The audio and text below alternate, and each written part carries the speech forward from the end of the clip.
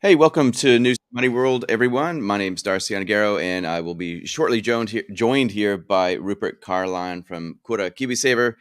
Uh, Rupert's having some internet connection, so we'll wait for him to sort himself out. But I'll actually take advantage of this time to explain to you what we're going to be talking about tonight because it's a little bit of a different one, and it's something that I've been thinking a lot about lately and trying to learn as much as I possibly can about, which is the changing landscape as it relates to the US dollar.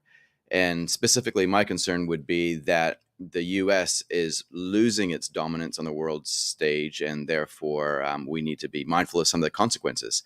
So, joining us now is Rupert Carline. How are you, Rupert? Are you with me now? Good evening. How are you? I'm here. Hopefully, my computer's playing ball and it's working properly now. No, that's fantastic. It's much better than what it was before. We got the just another brick in the wall scene behind you, which is really cool. We don't need no education, do we? We're quite fitting, right? Because here we are trying to learn from current world events and make sense of it from an investing point of view. You've got kids, I've got kids. You've probably got a mortgage. I've definitely got mortgages. We're just trying to make it work, right, Rupert? And so, Exactly. um, It's all about putting one brick in front of the other and figuring out how we survive. Learning from you the got it. history and going, how do we is it going to be different this time or is it going to be the same? Yeah, that's right. And we talked a little bit yesterday, the day before, around tonight's topic. It's something that I kind of was chewing on a lot over the weekend. And so I thought maybe I'd start, if that's okay with you, Rupert, and just go into my thesis around what I think might be happening. And then you can tell me why perhaps it's good chance not going to be happening. Yeah. Why it probably does. Like, I know it does feel different every time, but I also know that this has happened before. So the US dollar, Saudi Arabia kind of did a deal, you could say, in the early 70s with the US. As long as air oil was denominated in US dollars, the US would protect Saudi Arabia.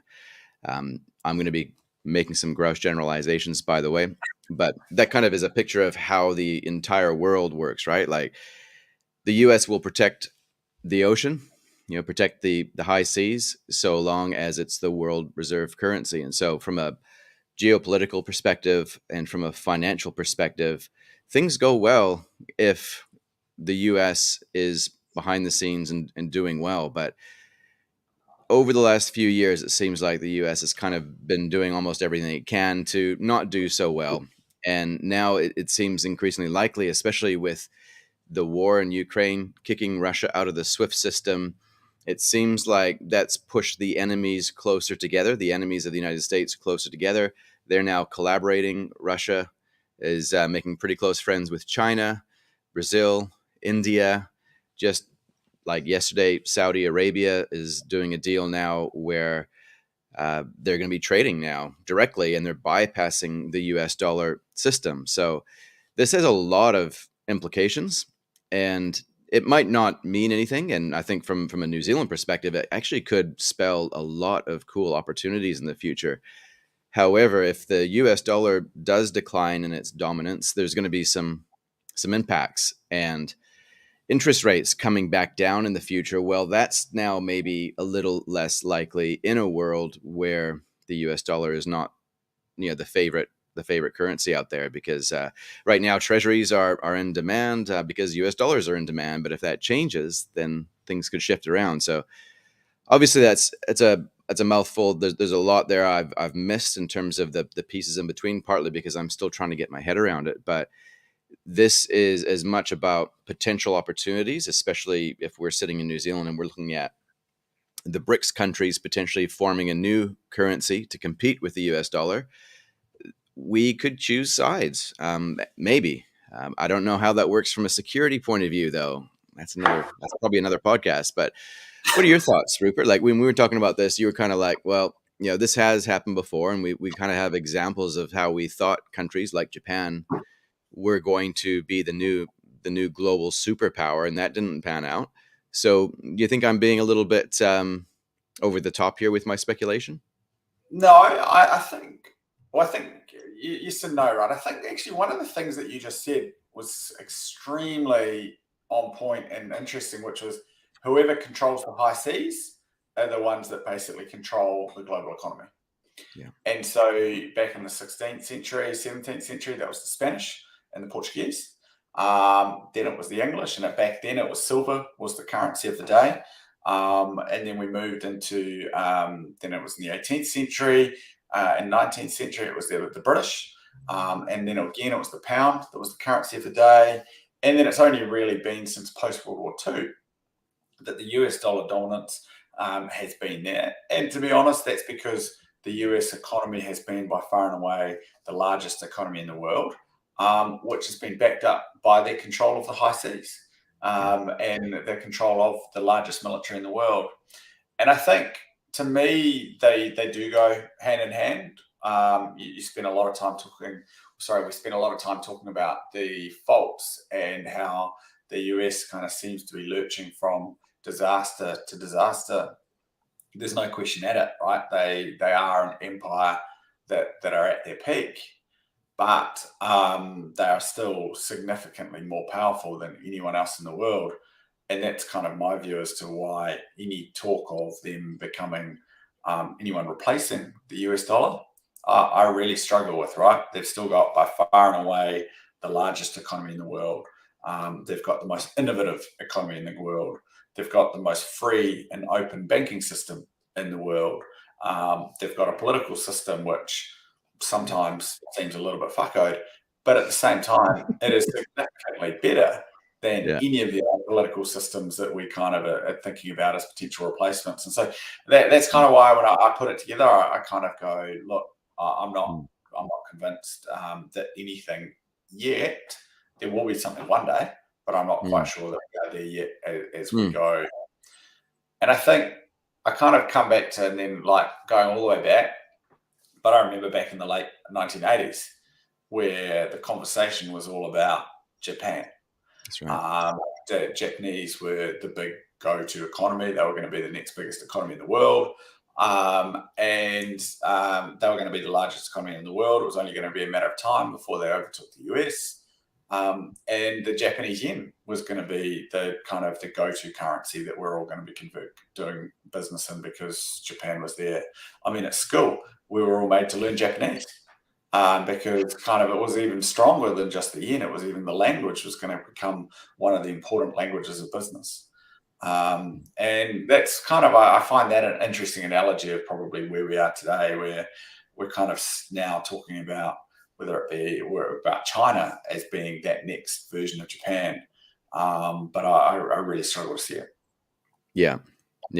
And I know like there's a lot of, I guess there's a lot of scary thoughts that you would have to think, to be honest, if you did think that the US would step back and the others would rise up, right? Like that kind of transition doesn't happen smoothly, not without a fight, unless the US actually purposefully is trying to remove itself from that global policeman role. Like if they were actually not interested in doing that anymore, then maybe some of this stuff makes a lot of sense, because they're almost in a sense withdrawing from the world. But I cut you off before, Rupert. What were you saying? Oh, no. I mean, I think they are starting to withdraw, but I mean, it's the problem. The problem is on the withdrawal, which I find fascinating, is you've got an economy which, like many other economies in the world, has been completely transformed over the last kind of 20 or 30 years. We've gone from a US economy where back in the 1960s, there was a great job for every single person that wanted one, right? Every single American, if you wanted to work, you were happy to work. Admittedly, you probably needed to be white back then to live this dream. But everyone had the ability to buy their own home. They kind of had their 400 square meter section, standalone home. They had a car. They had job security. They had everything that everyone wants. And unfortunately, that doesn't exist anymore. And I think for a lot of people, life has got a lot harder. And I think for a lot of Americans, the focus has gone, well, hold on a sec. Why are we struggling at home? And why have we got poverty at home? Why have we got so many issues here? And spending all this time offshore and all this time kind of trying to fix the rest of the world when we kind of need to fix America. And to be blunt, that is the Donald Trump playbook right down to a T. And I think that's it's fascinating when you come back to kind of thinking about that, right? Because I 100% get it. I'm living in Detroit, where my father used to do really well up until the 1980s, when he got, or 1990s, he got fired from the auto job that he had his entire life. I'm now 35, unemployed, struggling to get by. Yeah, who am I going to blame? I'm never going to blame anyone close by. This isn't your direct story, though. Just to clarify, No, this no, you no, didn't this is not my direct story. But this is the have. story of Americans. Yeah, And so that's why we've seen this withdrawal. That's why we've seen America come back to, look, let's focus at home. Let's focus on what we're doing here. yeah, And unfortunately, that kind of does have some of these security implications. It has currency implications. But fundamentally, the most important thing, and this was a big topic that came up last year, when through the Russia sanctions, was Congress is very, very mindful of the role the US dollar plays in the global economy and the power that gives them. And this was the biggest debate that was had around the SWIFT system. And therefore, what does kind of is actually the first time they've properly weaponized the US dollar, and does this kind of accelerate its downfall? And if anything, my argument would be probably not, because it's kind of almost not 14 months later, what we've seen is that actually the US dollar is still paramount. Russia is finding it extremely difficult to do anything, because no bank in the world will touch Russian rubles, on fear of what the US will do to them. So yeah, a long way of saying I understand the kind of the political retreat, and I actually have a bit of sympathy with that if I think about being an everyday American. But to be fair, that I don't see that as changing much of their behaviour around the world, and definitely not their economic clout either. yeah. And I guess it's perception, right? Like I spent the weekend. I'm trying to think of some of the names. So I was learning a little bit more about the dollar milkshake theory by a fellow named Brent Johnson. I was listening to a podcast with Peter Schiff. That's always going to get you angry. So there's, I guess depending on what you're listening to and surrounding yourself with, it starts to kind of almost build a worldview, which you're almost certain in, but it's not necessarily what will happen. Yeah. But like I think of my personal experiences growing up next door to the US, having American television, and really getting a sense for this American confidence in themselves. Like they truly believed in the 80s that they were God's gift to the world, and they rightfully had that position in the world. And, in a sense, because they had that confidence, it kind of made them an effective superpower, because they genuinely believed that they were righteous back then. I don't believe that still exists. And I think there's been a slow and steady march away from conservative values. And that has, in some cases, contributed to downfall of some parts of American society, I think. And even just traveling there a few years back before the pandemic hit, seeing the homelessness in the areas that we had previously traveled to before was quite confronting. And I don't know if this is a trend, or if that's just another data point that would suggest that this is the downfall of a once great empire. But it certainly feels like that. You know what I mean?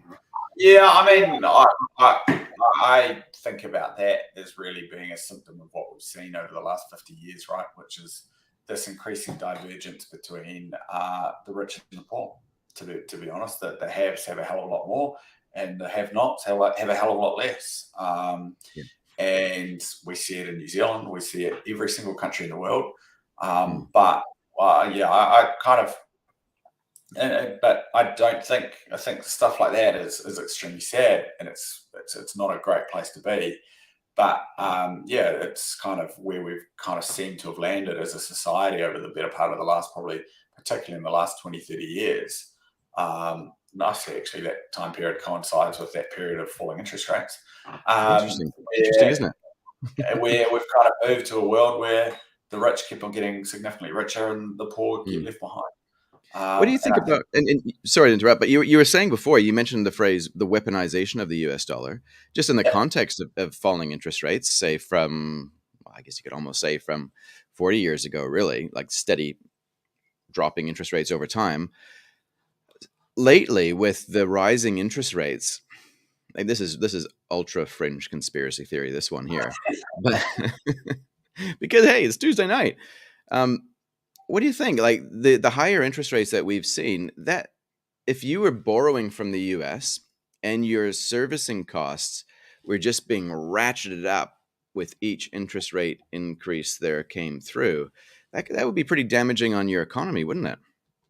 Oh, very much. That's why, fundamentally, that's why interest rate rises in the US absolutely kill emerging markets because Hmm. they borrow in US dollars, and then they have to repay in US dollars. The US dollar typically strengthens in this time, and they've got higher repayments to make in their local currencies, plus higher interest rates to go through. So Hmm. it's a really, really strong one. I mean, I'm going to push that back into the fringe That's where it that's been belongs. Yeah. done on purpose. Yeah. But fundamentally, I mean, for me, the weaponization of the dollar is it's the first time that we've seen the US kind of go, look, you know what? We are the reserve country. We're a reserve economy of the world. We are the economy that every single country, we are the currency that every single bank in the world needs to deal with if they want Hmm. to transact offshore. Hmm. Um, and so, therefore, by putting in such a strict framework of sanctions and basically saying, if we catch anyone dealing with the Russian government or all of these entities associated with the Russian government, we will ban you from using clearing US dollars. Hmm. That's the first time that we've seen anything happen that to that extent against a large economy, and it's been really interesting what it does. Hmm. Does that mean that we are driving probably growth in trade outside of the US dollar trade? Yes, it does. I mean, the Saudis, the Chinese, the Russians, they will all start to use Chinese yuan. But at the end of the day, does that make that a global currency? No. That's just three autocratic regimes that have figured out a way to do business to get around a set of sanctions. Hmm. Um, to become a reserve currency, you still need to have you've got to have certain parameters that sit in place, right? You got to have freedom of movement of currency, and actually, the Chinese don't have that. The Chinese yuan, that's still kind of you got restrictions coming in and out. You've got to have a political system, whereby you are very confident in property rights. You're confident that a debt, and I take out a debt in a Chinese denominated piece of debt, I know kind of the rights that I'm going to have for that, and I know I'm going to be able to claim on it, and I know where that goes. I don't think you have that in China at the moment. And so all of these kind of the true capitalist things that we see that you really need to see to create a global currency, I don't see that happening. But you think Um, that like that would be the assumption that I would use as well, right? Like those principles are mm, almost like preconditions required for you to have a world reserve currency. But there is one wild card that I think we need to be thinking of, and that's technology, right? yeah, Like as technology is improving, and we have China with their CBDC, that yep. will effectively mean it's programmable money. So if you can trust maths, now you can possibly trust their CBDC. So, like some of those principles that we would say had to be in place last time, maybe in the new world where it's more technology led rather than government led, maybe there's other ways that we could look at this. Maybe there is a chance that there could be an actual proper legit choice in terms of another currency. And look, so you know more about these than me. And my question to you is, under a Chinese yuan CBDC, how much control will the Chinese government have? And because fundamentally, right, that's what it's all going to come down to. Is it's a currency issued by the Reserve Bank of China? They're still controlling interest rates. Are you able to construct a set of assets and liabilities and loans, a banking system that sits on top of that? I'm Mm. not 100% sure you can. No, neither am I. Neither I don't. There's so much about that that I don't know. But as it relates to control, I'm sure they can control their citizens. I'm sure they do. But if they want to play the game, they've shown us in the past before that they can be good at business and they can play nice for a season.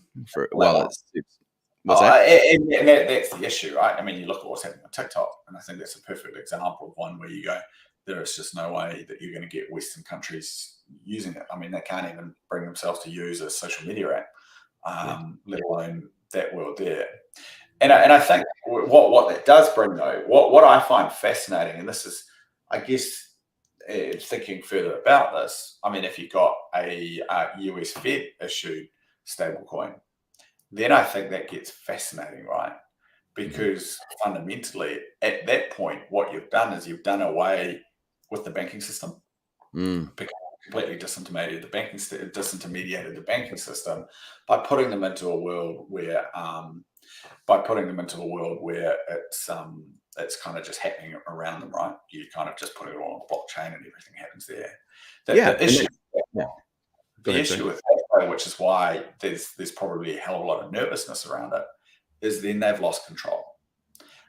Because of it's done through an anonymous blockchain, where people are just transacting US dollars, and anyone can kind of turn up to the Fed and go, "Hey, here are my $60 billion worth of US dollar stable coins. Can you please give me $60 billion in my real bank account?" That I think that's a piece that goes, that's logically where this is going to land, as my view.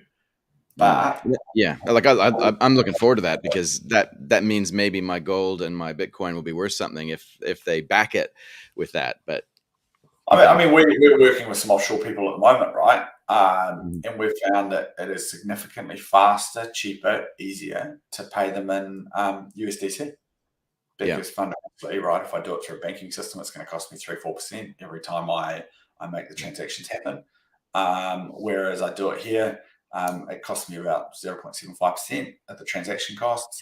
And literally, I'm paying out of my New Zealand bank account at 3 o'clock today, and I got confirmation at 3:05 from the person offshore that they had the money. Which is quite crazy, right? So what you're basically saying, just for our listeners who might not know what a stable coin is and effectively and how it works, is it's kind of like US dollars, but USDC is a stable coin, which means that its value is linked to the US dollar. So what you're effectively doing, Rupert, correct me if I'm wrong, is you're paying people overseas using infrastructure, which is blockchain powered infrastructure, bypassing the banking system, but they're still getting US dollars on the other end. Sorry, go ahead.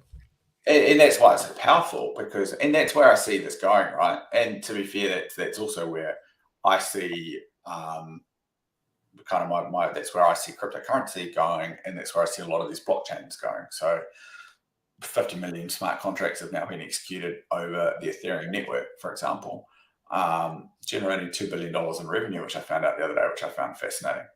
But that's kind of, and that's to me where this goes, is actually the Ethereum coin, or the Solana, or whatever the coin is that's being used, is actually kind of, all that is the processing power to enable these transactions. That it's these stable coins, it's the lending contracts, the term deposits, all of these products which are now going to be built on top of these networks, using US dollars. And I think personally, it'll only be a little while. It's either going to be the regulator that effectively turns USDC and Tether into proper, basically very solid products, or the regulator's going to have to create one themselves. But it is a fascinating kind of outcome when you think about where that world is going. And then what does that do, right? To me, that means you've still got the strength of the US dollar, because that's the currency that everyone wants to transact in. But has the US Fed lost control of the US dollar? Yeah. Well, I think like with the Fed coin, with the US Fed CBDC, like that's already kind of, they're implementing the first stage of that already. So it's happening. It's kind of like almost a nuclear arms race, but in the financial system. Who can get there first, and who can expand their network using their CBDC first. I think that's kind of the play here. And that's possibly explaining some of the story, I think, behind why we're seeing regulation turned up so much right now in the crypto space, because it's all about getting the environment right before the Fed coin goes live. And then, you could, if you wanted to, bolt on another conspiracy theory there to say that the rising interest rates to create a little bit of drama is necessary so that we all cry out for a CBDC, which is like that. regardless of how it comes to pass and how we actually end up adopting it with open arms is almost irrelevant. The fact is that that's where we're going, and it will create a lot of disruption, but a phenomenal amount of opportunity. And I think from a New Zealand perspective, where if we continue to play this fine line between trying to play both sides almost with the China and the US story, because that's what we've almost been doing for the last few years. If we continue to do that, then we might have an opportunity to make a good decision knowing we have choice, whereas I think other countries might be more locked into the US system, which may be the best thing. And I don't want to pick sides there. But doesn't it all come back to, I mean, look, I'm a little bit skeptical on a lot of this stuff, right? Doesn't it come down to expediency? I mean, let's be honest. Let's think about the Chinese-Australian relationship over the better part of the last kind of 5 to 10 years. They've hated each other, and they've been very rude about each other. They're kind of doing everything they can to kind of kill that relationship. Yet they're still kind of top 2 trading partners for each other, because they know that the Chinese know that they can't survive without the Australian coal, Australian iron ore, and the Chinese also know that the Australians have got no other market, so they need to keep on selling it in. So they've done things like wine, crayfish, all of the stuff that, let's be honest, is nothing and doesn't mean anything. And so I guess that's what I mean about these relationships of expediency. Right. Fundamentally, people will always keep on trading. They will keep on doing stuff while they can, if there's money to be made and if they need it. And I think at times, and New Zealand is no different, right? I think at times we might have probably gone too far down this route of, look, we have to win China and we will kind of turn a blind eye to absolutely everything and not care about anything. But there is nothing, I don't think we kind of spend far too long talking about needing to trade, needing to choose. At the end of the day, China still needs our milk. We're the largest exporter of milk in the world. They're not going to get it from anywhere else. They still need meat, whilst arguably our meat products, our forestry products, they could find from other parts of the world. But I think we kid ourselves when we kind of talk about we need to choose. We just need to figure out a way to work with both, and we need to find a way to balance out humanitarian versus the economic. Yeah. I guess, like, ultimately at the end of the day, coming from New Zealand again, let's not put too much faith in milk, because remember, you can milk anything with nipples. So I don't know. China's pretty clever, right? Maybe they got cats. Who knows? Anyway. But it's only a matter of time, right? Before the alternatives come up. But hey, we won't figure that out. Now we're back to a very different conversation, which is actually how do we move up the value chain in New Zealand? That's right. And that's how do we get why China loves us, to be blunt, because we're a great supplier of raw commodities. We don't want to process anything. We don't want to add value to anything. We're very happy to send bulk raw commodities up to China, whether it be logs, whether it be whole carcasses of meat now, and we're not even butchering it here ourselves, or whether it be bulk milk powder and letting them add the value up there. Yeah. Well, I don't know. I kind of feel like we are living in a time of change, and we need to kind of prepare for some degree of transformation up ahead. And going back to what we started with if there was, and let's just say that there's probably somewhere between a less than 20% chance that this is even a possibility right now, right? Where the US dollar does properly lose its reserve status. That does have implications to investments though, right? Like if all our investments are denominated in US dollars, then like from your perspective, Rupert, thinking as a fund manager now, how would that affect things apart from maybe emerging markets looking like an attractive play, perhaps in a new world like this? Does that create a lot of problems? Creates huge problems because fundamentally, right? What do we do? So I think about the different markets. So let's start at the stock market. 60% of the global stock market is the US market. And let's be honest, if the US has been supplanted as the appropriate currency it's supposed to be, that's going to have a massive implication for the US market.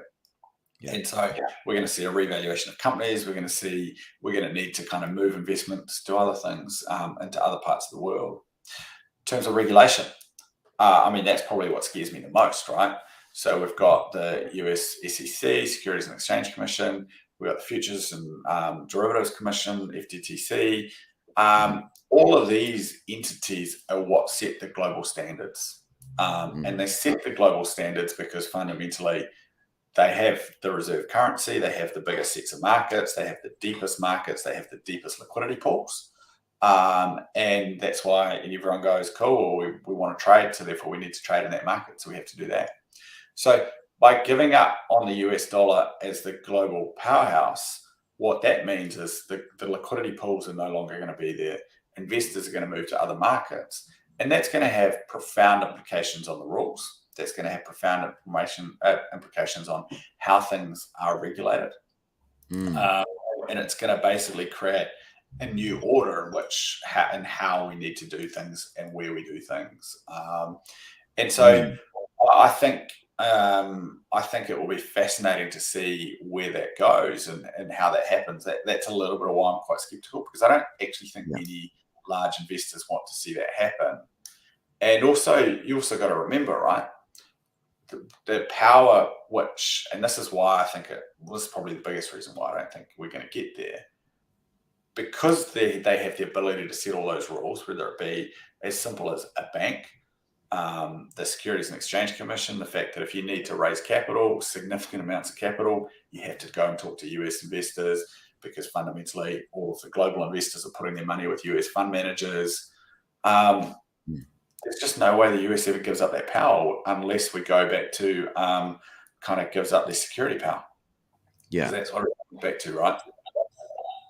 Correct. Yeah. Well, yeah, and it's a fascinating, like, this is a fascinating conversation, I think, because it's connected to just so many things. And but also again, just to like reiterate that this isn't necessarily bad. Like this could be good. Like, I think, again, going back to the regulation, we often but when AML, anti-money laundering legislation, and KYC, know your customer, and there's a whole other raft of new stuff that we had to sort of abide by when the US was paranoid with terrorists.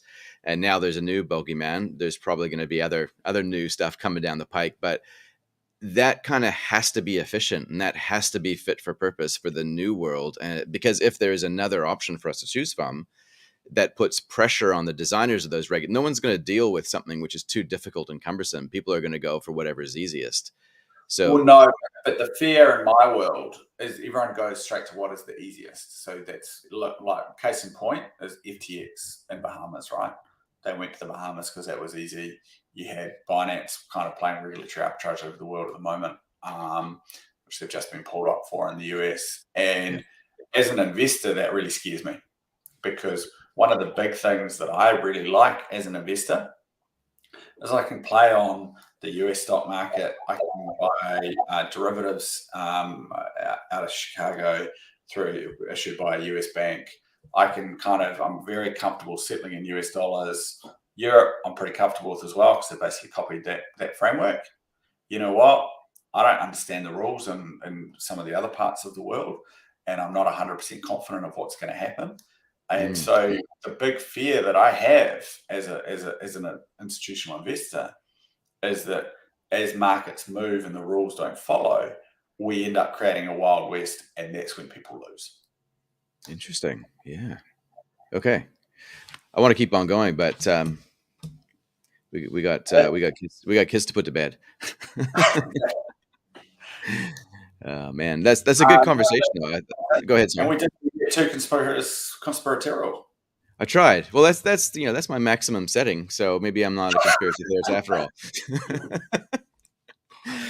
Well, I'll figure something out. And my apologies. We had a couple of comments. We'll if you have any comments, then definitely feel free to ask them. Next time we'll speak to those ones. And if you have anything during the week, there is a link in the show notes where you can ask us anything, and just put something out there, and we'll try to speak to that one next week. What are we going to talk about next week? Well, there's plenty to choose from. So what do you think? Yeah, maybe a little bit of the technology piece. Maybe touch on crypto a little bit, perhaps. See what's happening there.